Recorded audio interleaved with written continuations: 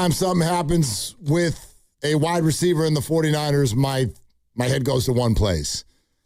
I wonder if the great TJ Houshmandzadeh would grace us with his presence. And I'm glad that he has, because he could talk about any receiver on any team, but it hits close to home when we have Niner news. Willard and Dibs, 95.7 The Game. Deebo is back. TJ Houshmandzadeh, River Island's guest line, is with us. How are you, friend? What's going on?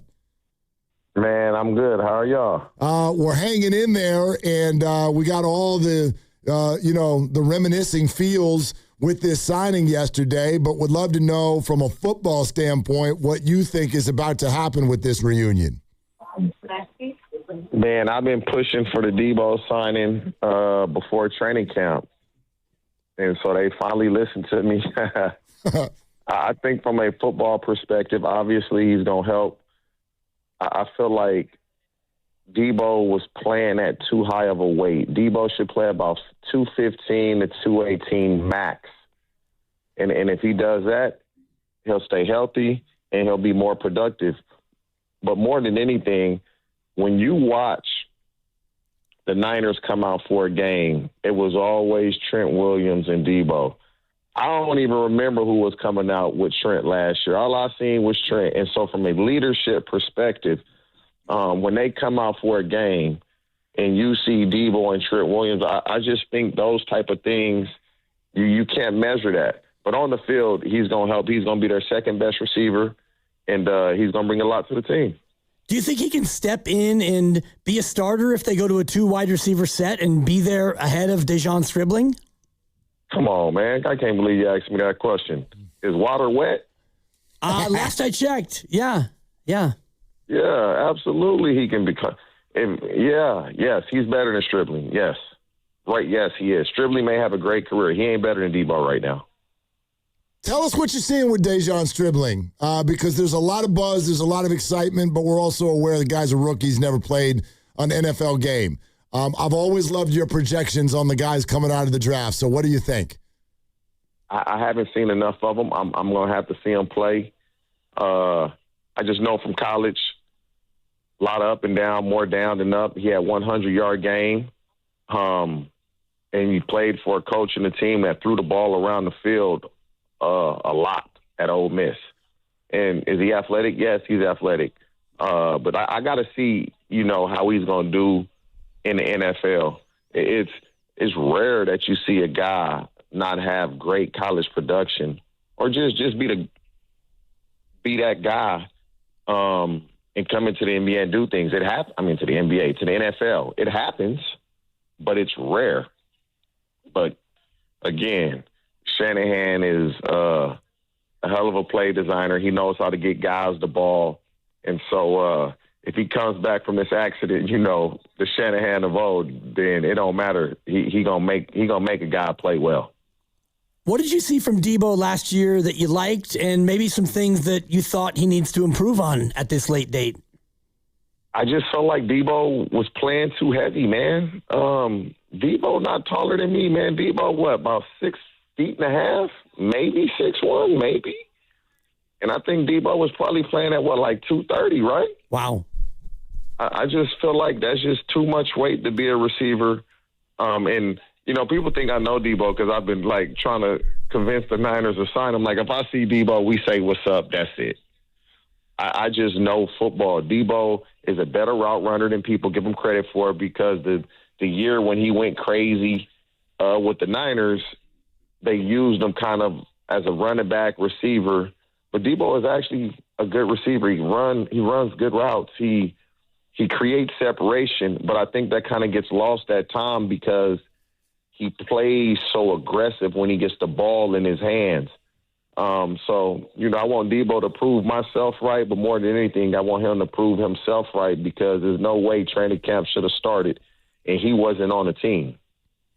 TJ, let's talk about Ricky Pearsall for a second. And there's no confirmation yet about where this is going, but it doesn't sound good. And because this is just one thing or another has dogged him now as we're heading into year 3, what do you think this all means for his career? It's really tough, man, when if he does not play this season, he would have gone basically 3 seasons, giving the Niners very, very little. And when you're a first-round pick, if Stribling plays well, they'll move on. That's just the nature of the business. Talented? Yes, he is. Quick? Yep. Fast? Yep. Good size? Yeah. All that doesn't matter if you can't do it when we need you to do it. And unfortunate, rookie season, bit of bad luck. And somebody being an a-hole, he gets shot. Last year, he missed, 8, 9 games with an injury, with a knee. And it's just crazy that you have all these months in the offseason to train and work out, and then you get the training camp and the knee's bugging you now. So did you really push yourself in the offseason to make sure that knee was fine? I don't know, his training regimen, but it's just unfortunate for him. But the NFL is, can you help us or can you not help us? And if you can't help us, they're going to move on. Yeah, we actually got somebody on yesterday who saw him in OTAs, and he played one day and he sat out the second day. They didn't really say why, but this could be a lingering thing for Ricky Pearsall. I wonder, TJ, what you make of the overall wide receiver room. Is it all about Mike Evans at the top and then, Deebo as the 2 and figuring out, who's going to be there from there? Absolutely. Mike Evans at the top, Deebo at the 2. Obviously, if you draft Stribling first pick of the second round, he's going to be the 3rd receiver. You can't forget Christian Kirk, but he has that calf injury, so you don't know what that's going to be. Kittle coming off an Achilles. Is he going to start the season? How many games will he miss? Can C-Mac stay healthy? The 49ers, I'm just a believer in Kyle Shanahan as a coach, man. I think y'all know that by now. As long as he's a coach, they're going to be competitive with everybody. But when you look at Super Bowl champ, reigning defending Super Bowl champ, Seattle Seahawks in their division, I think they're going to take a step back, but I'm one of few that think that everybody tells me I'm crazy, but we'll see. Obviously, we all know Aaron Donald is coming back, so the Rams are going to be very, very good. And you're in that division. This is not just the NFC. That's your division. And so they need a career year out of Mike Evans. They need close to 1,000 yards from Deebo, and they need Stribling to play a little better than what you would want a rookie or need a rookie to play, especially if Kittle doesn't play the first 3-4 games of the season. TJ Houshmandzadeh is with us, Willard and Dibbs, 95.7 The Game. Hey, let's get into Mike Evans. I feel like people talk about him like he's 36. He's only 32, but there's a lot of mileage. Even what you're saying right there, there's a lot riding on him. Is there any concern there because of his age? No. Man, y'all got to get away with this. Y'all got to get away from this. He's 32. So what that mean? Well, you're talking to people in the Bay Area, TJ, which means the 49ers always get injured, and the basketball team, everybody's 40. So we're a little sensitive about age. 32 is not old. If you take care of your body and you not running the streets and drinking and smoking and staying up late, 32 is nothing. They don't even practice hard in training camp. So it's really like you're not getting worn out. Mike Evans can have, in my opinion, 3 really, really, really good years left in him. Really good. If he takes care of himself the way I believe he does and has, you wouldn't be as successful as he's been if you're not. So I don't worry, 32 years old. Whoop-de-doo. That does not bother me one bit. It's just the soft tissue injuries. Can that not affect him like it has the last couple years? Because, what happens is you have a soft tissue injury, and you don't have that burst because you're scared to burst because you don't want to aggravate. And they start to say, oh, he lost a step, not realizing that he's just not turning it up another gear because he doesn't want it to go. And so I believe Mike Evans can have 2 to 3 really good years with the Niners. But him being 32 doesn't concern me one bit. And last year was the first time he missed significant time. He missed 9 games, and you can't play with the longevity that he did, and you could speak to it because you were probably the same, but you can't do that without a fierce work ethic. So I think your expectations probably within the parameters. Mike Evans is a guy that when you say, name the best receivers in the league, his name never gets brought up. I mean, you're going to name 6, 7, 8, 9, 10, 11 guys before you get to Mike Evans. But then you go look at the numbers he's putting up, and you're like, damn, why am I naming so many guys before Mike Evans? Mike Evans is a quiet guy. He been balling since he was at A&M. He got Johnny Manziel drafted in the first round. You know, yeah. He throw the ball up, and he going to go get it. And it's very simple. Throw the ball up to 13, he coming down, and he going to make a play. I believe with Shanahan that Mike Evans, if he can play 15 games, may be the best season he's ever had.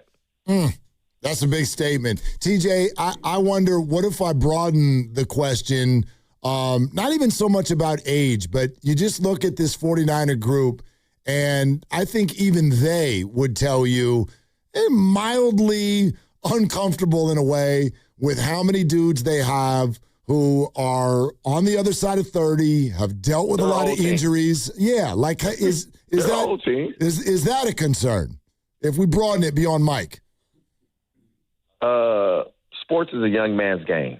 That's a fact. And are the Niners an old team? Yes. But, man, they old, but them players are good as hell, man. Like, Trent Williams old, but damn, Trent Williams is a monster.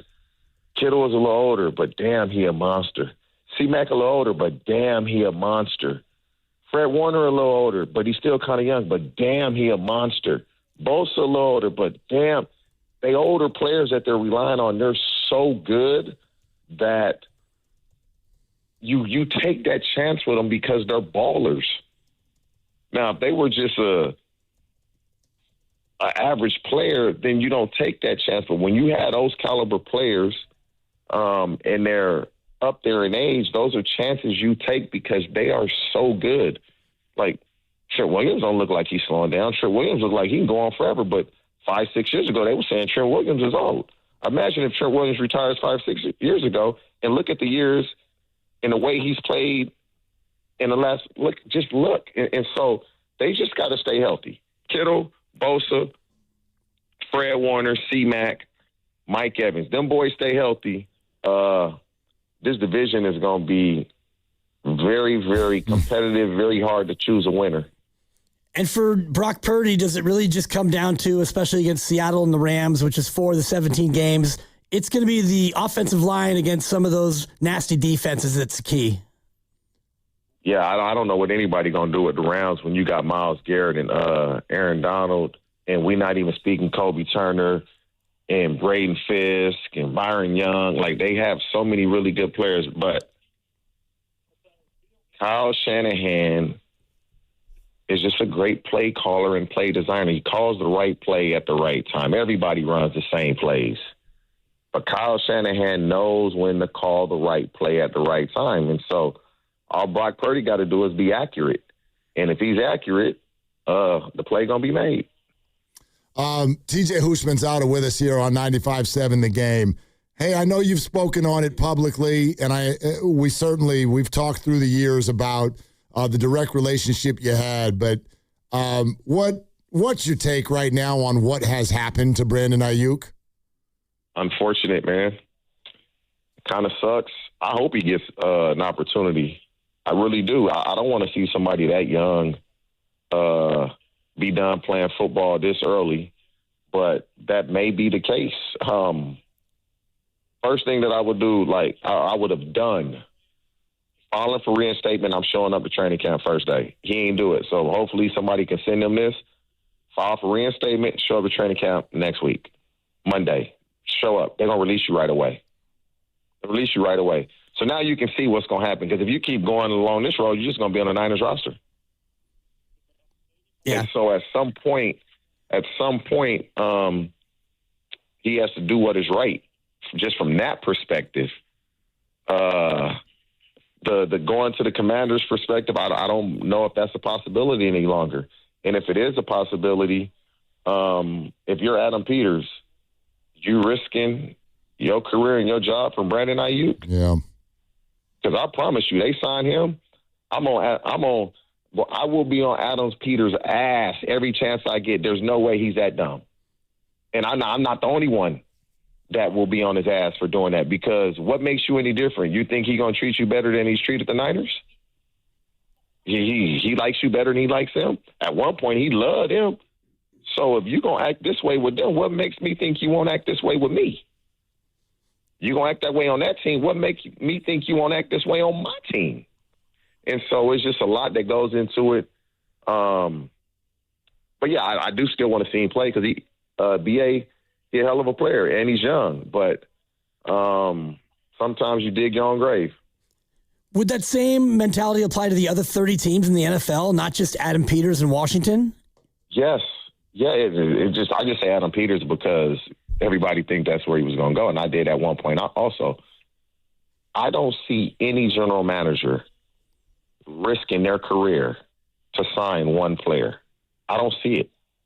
I don't see it unless the owner comes in and says, we're signing this guy. I'm not stepping out if I'm a general manager saying, let's sign him. I don't care who I have at receiver. It's not worth it for your career. You know, this business is about self-preservation when you're a coach and a front office guy. And so let's see if I'm proven wrong. TJ, I know for a while you were trying to reach out. I wonder if that stopped. Did you ever end up connecting with him? No. And again, I'm a truth teller. I'm not saying what anybody wants to hear. I'm gonna say what I feel is right and correct at all times. I don't care who you are. And no, so I haven't spoken with BA. It's been a while. And if I do speak to him, I'm gonna tell him what I believe he should do and he should have done. Whether he listens to it or not is a different story. You were certainly a piece of the training aspect from what I've ascertained to you. Are there anybody who is still left from the camp back when Brandon Aiyuk was doing things less on social media? The people that I know he worked with that I was very familiar with, and we're damn near every day. When he was going through that contract, we're pretty much talking 5 days a week. No. The way this played out, TJ, was there a bleed over to the frustration that whether it was warranted or not? He clearly, right? There was a lot of frustration in that. Yeah, was warranted. Was there bleed over? Yes, and I mean that's one of those things. It's like you pissed off at the way things were going, but you end up getting what you wanted.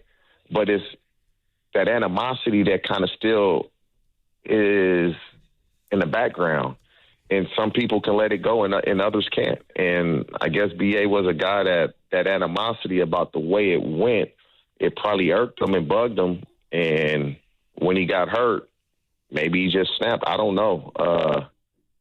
But yeah, that when you're going through contract negotiations, man, you can't make it personal. It's business. And a lot of guys, and I'm a lot of guys, we will make that. We'll make it personal. It's hard not to. And again, there's probably things that have taken place that I don't know, in conversations that were had that I don't know and I wasn't privy to. But when you get the deal that you want, you got to let that go. Water off a duck's back.